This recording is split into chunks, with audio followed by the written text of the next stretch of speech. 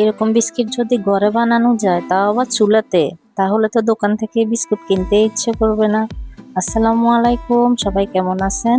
আজকে আমি বিস্কুটের রেসিপি নিয়ে চলে আসলাম। তো বিস্কুট বানানোর জন্য আমি একটা ডিম ভেঙে ডিমের সাদা অংশের সাথে পরিমাণ মতো লবণ আর আধা কাপ চিনি দিয়ে এটাকে ভালো করে হ্যান্ড উইক্সের মাধ্যমে ভালো করে ফেটিয়ে নিলাম। তারপর আধা কাপের মতো তেল দিলাম। আপনারা চাইলে এখানে বাটার বা ঘি ইউজ করতে পারবেন। তো আমি এখানে আধা চামচ দিলাম বেকিং পাউডার। এরপর আস্তে আস্তে আটা দিয়ে আমি অল্প অল্প আটা দিয়ে ডোটা তৈরি করে নেব। আটা একসাথে দিবেন না, তাহলে ডোটা পারফেক্ট হবে না। তো আমি অল্প অল্প করে আটা দিয়ে আস্তে আস্তে ভালো করে ডোটা মিশিয়ে নেব। আর ডোটা খুব যত্ন সহকারে, খুব ধীরে ধীরে আস্তে আস্তে করতে হবে, তাহলে আপনার বিস্কিটটা পারফেক্ট হবে। তো আমি ভালো করে ডোটাকে ভালো করে মথে নিচ্ছি।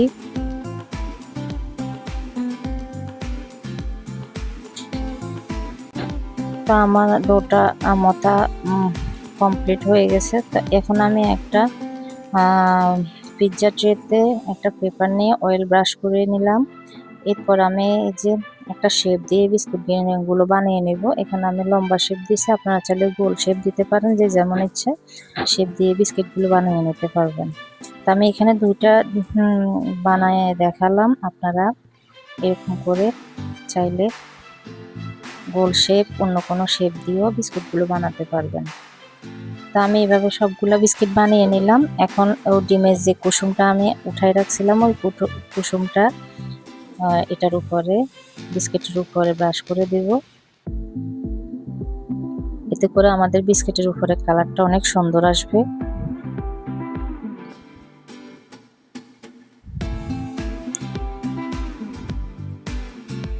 তো হালকা একটু ডিজাইনের জন্য আমি কাঁটা চামচ দিয়ে একটু হালকা আলতোভাবে বিস্কুটগুলোর উপরে এই যে এভাবে ডিজাইন করে নিলাম। আপনারা চাইলে যে কোনো ডিজাইন করতে পারেন, কোনো সমস্যা নেই।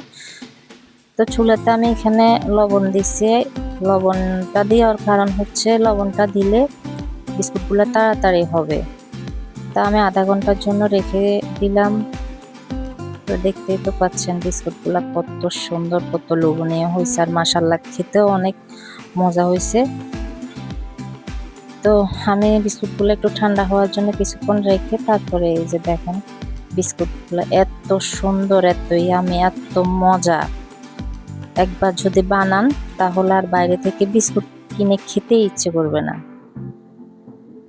তো ভিডিওটা যদি আজকে ভালো লাগে, সবাই একটা লাইক করে দিবেন, কমেন্ট করবেন আর ফলো দিয়ে পাশে থাকবেন।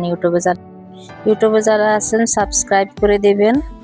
তো দেখা হবে নতুন আরো কোনো একটা ভিডিওতে। আজকের মতো সবাইকে ধন্যবাদ, ভালো থাকবেন, আল্লাহ হাফেজ।